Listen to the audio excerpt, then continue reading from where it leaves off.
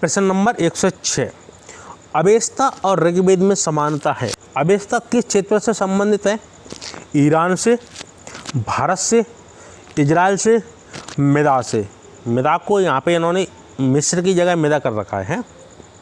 तो अवेस्ता और ऋग्वेद में समानता है। अवेस्ता किस क्षेत्र से संबंधित है? वो है आपका ईरान से। जैसे कि ऋग्वेद भारत से संबंधित है, उसी प्रकार अवेस्ता ईरान से संबंधित है।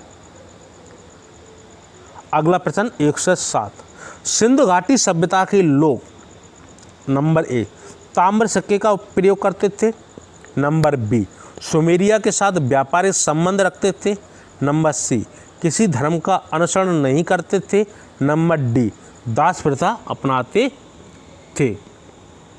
तो सिंधु घाटी सभ्यता के लोग वो क्या करते थे? सुमेरिया के साथ व्यापारिक संबंध रखते थे। तो बी होगा आपका आंसर। अगला प्रश्न 108, सिंधु घाटी की सभ्यता की अधिकतर मोहरें किस पदार्थ से निर्मित की गई थी? अकीक से, शैल खड़ी से, पकी मिट्टी से, तांबे से। तो सिंधु घाटी की सभ्यता की अधिकतर मोहरें किस पदार्थ से निर्मित की गई थी? वो की गई थी आपकी शैल खड़ी से, बी। अगला प्रश्न 109, सिंधु घाटी के लोग विश्वास करते थे कर्मकांड में, आत्मा और ब्रह्म में, यज्ञ प्रणाली में, मातृ शक्ति में। तो सिंधु घाटी के लोग विश्वास करते थे, वो आपके करते थे मातृ शक्ति में। तो मातृ शक्ति की प्रतिमा भी प्राप्त हुई है सिंधु घाटी सभ्यता से। ठीक है, तो सिंधु घाटी सभ्यता कैसी थी? वो थी आपकी मातृ सत्तात्मक, यानी कि वहाँ पर माता का वंश चलता था। अभी उसके बाद फिर ऋग्वेद में क्या आया था? ऋग्वेद में आर्य आए थे, उन्होंने कौन सा चलाया था? उन्होंने चलाया था पितृ सत्तात्मक। तो सिंधु घाटी सभ्यता मातृ सत्तात्मक प्रणाली थी। अगला प्रश्न 110, निम्न में से किस पशु की आकृति जो मोहर पर मिली है जिससे ज्ञात होता है कि सिंधु घाटी एवं मेसोपोटामिया के मध्य व्यापारिक संबंध थे? तो गधा की, घोड़ा की, बैल की, हाथी की।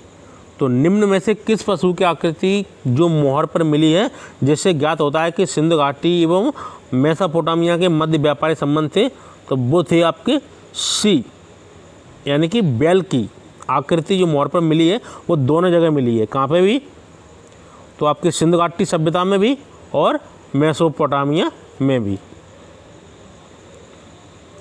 अगला प्रश्न 111, मोहनजोदड़ो के विषय में निम्नलिखित में से कौन सा एक कथन सही है? नंबर ए कुल्हाड़ियाँ, छेनी, छुरियाँ और मछली पकड़ने के कांटे ये सब लोहे के बने होते थे। अगला नंबर बी गृह निर्माण तरासे व उपयुक्त पॉलिशदार पत्थरों से होता था। नंबर सी स्नानागार का फर्श पकी हुई ईंटों का बना था। नंबर डी वहाँ के निवासियों को स्वर्ण आभूषणों का ज्ञान नहीं था।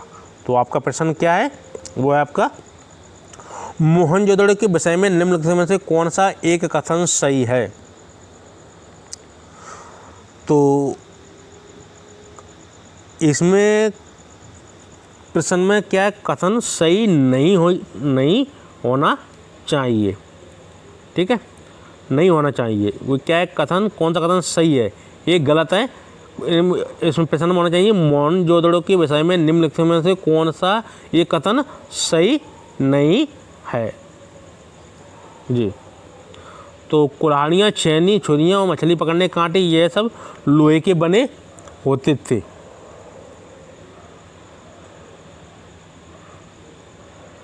अच्छा ठीक, सॉरी, आपका बिल्कुल सही है। आपका मोहनजोदड़ो के विषय में निम्नलिखित में से कौन सा एक कथन सही है? तो ये बिल्कुल सही है। हाँ, इसमें क्या है? नंबर ए कुल्हाड़ियाँ, छेनी, छुरियाँ और मछली पकड़ने के कांटे ये सब लोहे के बने होते थे। नहीं, ये सब लोहे का तो ज्ञान था ही नहीं सिंधु घाटी सभ्यता के लोगों को। तो ये तो प्रश्न आंसर इसका एक गलत है। प्रश्न आपका सही है। नंबर बी, वो क्या है, गृह निर्माण तराशी और उपयुक्त पॉलिशदार पत्थरों से होता था। तो इसका ऐसा कोई प्रमाण नहीं मिला है कि मोहनजोदड़ो में गृह निर्माण तराशी और उपयुक्त पॉलिशदार पत्थरों से होता था, तो ये भी सही नहीं है। नंबर सी, स्नानागार का फर्श पकी हुई ईंटों का बना था, तो ये बात सही है, स्नानागार का फर्श पकी हुई ईंटों का बना था। नंबर डी, वहाँ के निवासियों को स्वर्ण आभूषणों का ज्ञान नहीं था, ऐसा भी ये वाली बात सही नहीं है, क्योंकि वहाँ पे स्वर्ण आभूषणों का ज्ञान था, वहाँ के लोग गले में हार वगैरह पहनते थे। तो आपका आंसर होगा सी सही। अगला प्रश्न 112, मोहनजोदड़ो की सबसे बड़ी इमारत कौन थी? तो अन्नागार, बृहद स्नानागार, 2 मंजिले भवन, गढ़ी। तो मोहनजोदड़ो की सबसे बड़ी इमारत कौन थी? तो वो थी आपकी अन्नागार। अन्नागार होता है मतलब जहाँ अनाज बनने का गोदाम। तो जो मोहनजोदड़ो में सबसे बड़ी इमारत मिली है वो मिली है आपको अन्नागार, अन्न भंडार है ना, यहाँ पे अन्न जमा करते थे। हालांकि मोहनजोदड़ो में बृहद स्नानागार भी मिला है आपको, ठीक है, लेकिन वो इतनी बड़ी इमारत नहीं है जितनी बड़ी अन्नागार है। अन्नागार वहाँ पे सबसे बड़ी इमारत है, और ये प्रश्न काफ़ी बार पूछा जाता है। अगला प्रश्न 113, मोहनजोदड़ो में बृहद स्नानागार परिसर के तालाब की सीढ़ियाँ थी। नंबर 1 उत्तरी पार्श्व में, नंबर 2 दक्षिणी पार्श्व में, नंबर 3 पूर्वी पार्श्व में, नंबर 4 पश्चिमी पार्श्व में। तो कूट से सही उत्तर का चयन कीजिए, केवल 3, केवल 1 एवं 2, 3 एवं 4। तो मोहनजोदड़ो में बृहद स्नानागार परिसर के तालाब की में सीढ़ियाँ थीं, वो थी आपकी कैसी? सी 1 और 2 उत्तरी पार्श्व में और दक्षिणी पार्श्व में। तो आपका ए और 2 उत्तरी पार्श्व में और दक्षिणी पार्श्व में। अगला प्रश्न 114, सिंधु सभ्यता के महान स्नानागार कहाँ से प्राप्त हुए हैं? हड़प्पा, मोहनजोदड़ो, लोथल, कालीबंगा। तो सिंधु सभ्यता के महान स्नानागार जो प्राप्त हुए हैं वो आपको प्राप्त हुए हैं मोहनजोदड़ो से। महान स्नानागार आपका मोहनजोदड़ो से मिला है। अगला प्रश्न है आपका 115, कथन है मोहनजोदड़ो तथा हड़प्पा नगर अब विलुप्त हो चुके गए हैं, कारण वह खुदाई के दौरान प्रकट हुए। क्या इस कारण विलुप्त हो गए हैं? कोई भी चीज़ यदि खुदाई में मिलती है तो क्या वो नष्ट हो जाएगी? ऐसा कोई बात सही है? तो आपका क्या होगा आंसर? ए और आर दोनों सही है, किंतु आर सही स्पष्टीकरण नहीं है ए का। नंबर बी, ए और आर दोनों सही है और आर सही स्पष्टीकरण है ए का। नंबर सी, ए सही है किंतु आर गलत है। नंबर डी, ए गलत है किंतु आर सही है। तो मोहनजोदड़ो तथा हड़प्पा नगर अब विलुप्त हो गए हैं, ये बात बिल्कुल सही है। जो पाकिस्तान में थे वहाँ पे क्या इनकी देखरेख का अभाव के होने के कारण वहाँ के स्थानीय लोगों ने वहाँ से ईंटा वगैरह का जो निकालना शुरू किया, वहाँ से वो अपने घर को बदले गए, मतलब अपने यहाँ उन्होंने बिछा बिछू ली वहाँ की ईंटें, इसलिए वो विलुप्त हो गए। ठीक है, वे खुदाई के दौरान प्रकट हुए थे, ये भी बात सही है। तो आपका आंसर होगा ए और आर दोनों सही है, किंतु आर सही स्पष्टीकरण ए का नहीं है। तो विलुप्त इसलिए हो गए कि उनकी देखरेख का अभाव था। अगला प्रश्न 116 क्या है? निम्न स्थानों में किस एक स्थान पर सिंधु घाटी सभ्यता से संबंधित विख्यात वृषभ मुद्रा प्राप्त हुई थी? तो number 1 Chanhudaro, number B Harappa, number C Lothal, number D Mohenjodaro. तो प्रश्न आप एक बार और देख लीजिए, अगले पेज में टाइप हो गया है। नंबर क्या है 116, निम्न स्थानों में से किस एक स्थान पर सिंधु घाटी सभ्यता से विख्यात यानी कि वृषभ मुद्रा यानी बैल की मुद्रा जो प्राप्त हुई है सिंधु घाटी सभ्यता से, वो किस स्थल से प्राप्त हुई है? तो बैल की मुद्रा वृषभ वहाँ का एक सम्मान्य पशु था, ठीक है, लोग उसकी पूजा भी करते थे जी। तो वो था आपका डी मोहनजोदड़ो। तो वृषभ की मुद्रा आपको कहाँ से मिली है? वो मिली है आपकी मोहनजोदड़ो। अगला प्रश्न 117, निम्नलिखित में से हड़प्पा संस्कृति के किस स्थल से कब्रिस्तान के प्रमाण नहीं मिले हैं? तो किस स्थल से कब्रिस्तान के प्रमाण नहीं मिले हैं? राखीगढ़ी, हड़प्पा, रोपड़, मोहनजोदड़ो। तो निम्नलिखित में से हड़प्पा संस्कृति के किस स्थल से कब्रिस्तान के प्रमाण नहीं मिले? वो मिले हैं आपके मोहनजोदड़ो से। तो मोहनजोदड़ो से कब्रिस्तान के प्रमाण नहीं मिले हैं, जबकि राखीगढ़ी, हड़प्पा और रोपड़ से मिले हैं। अगला प्रश्न 118, मोहनजोदड़ो की प्रसिद्ध पशुपति मोहर पर देवता किन पशुओं से घिरा है? तो मोहनजोदड़ो की एक प्रसिद्ध पशुपति की मोहर मिली है जिस पर विभिन्न देवताओं के विभिन्न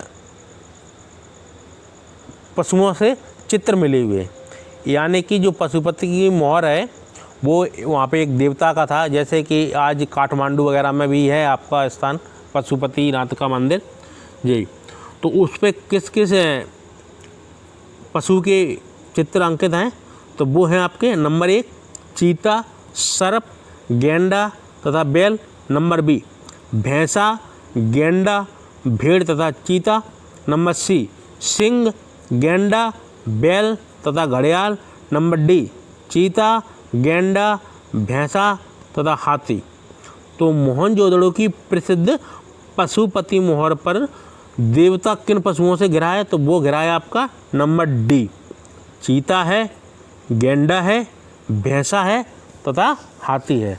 तो चीता, गेंडा, भैंसा, हाथी। तो ये आपके 4 पशु के चित्र प्राप्त होते हैं किस पे? पशुपति मोहर पर। अगला प्रश्न 119, मोहनजोदड़ो से प्राप्त पशुपति की मोहर पर निम्न में कौन अंकित नहीं है? तो गेंडा, हाथी, बाघ, बैल। तो मोहनजोदड़ो से प्राप्त पशुपति की मोहर पर निम्न में कौन अंकित नहीं है? तो वो नहीं है आपका बैल। गेंडा था, हाथी था, बाघ था और कौन था? चीता। चीता, गेंडा, भैंसा तथा हाथी। और बाघ भी था लेकिन बैल आपका नहीं था। अगला प्रश्न 120, सिंधु घाटी सभ्यता की विकसित अवस्था में निम्नलिखित में से किस स्थल से घरों में कुओं के अवशेष मिले हैं?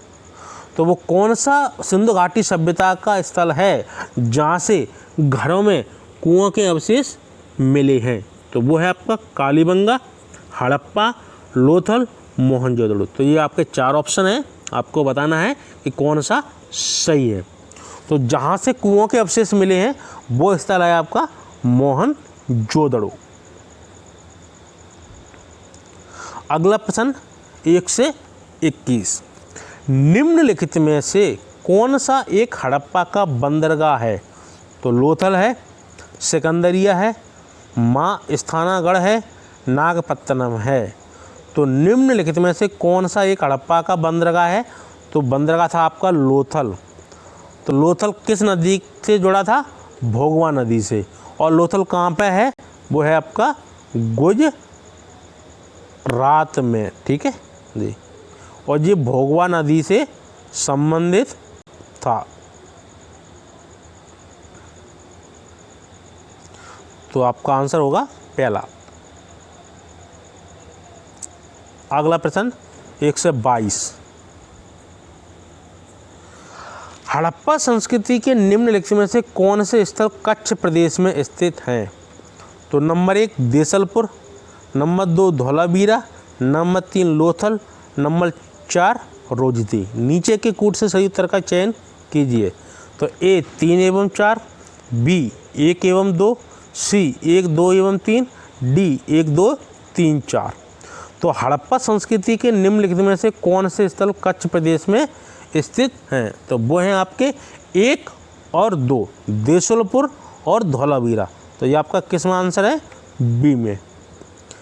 लोथल आपका गुजरात में है, लेकिन वो कच्छ में नहीं है। ठीक है जी।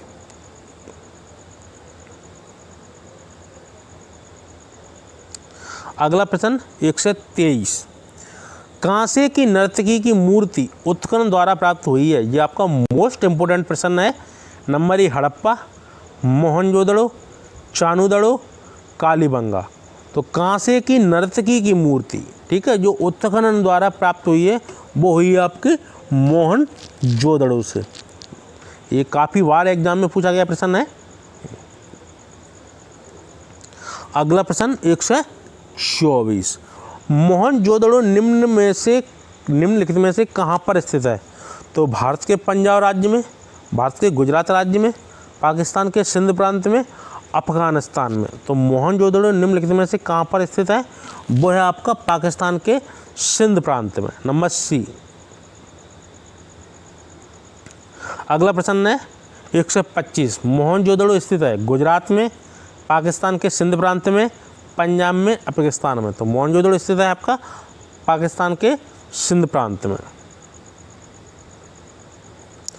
अगला प्रश्न है 126, लोथल का गोदीवाड़ा अच्छी तरह जुड़ा हुआ था भोगवा नदी से, भीमा नदी से, नर्मदा नदी से, ताप्ती नदी से। तो लोथल का गोदीवाड़ा अच्छी तरह जुड़ा हुआ था, वो जुड़ा हुआ था आपका भोगवा नदी।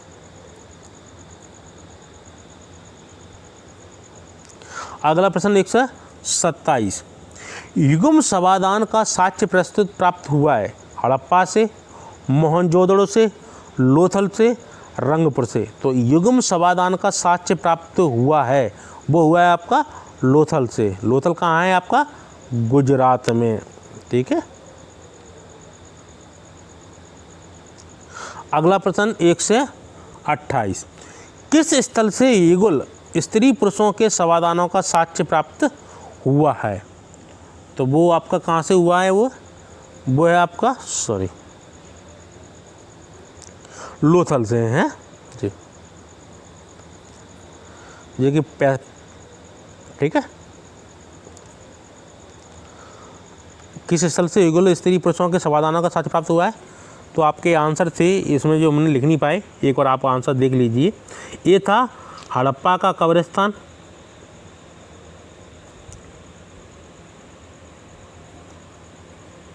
हड़प्पा का कब्रिस्तान। नंबर बी था कालीबंगा।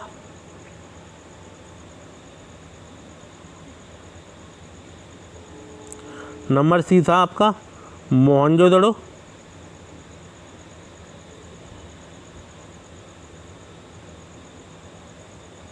मोहनजोदड़ो। नंबर डी था आपका लोथल। ठीक है। तो किस स्थल से युगल स्त्री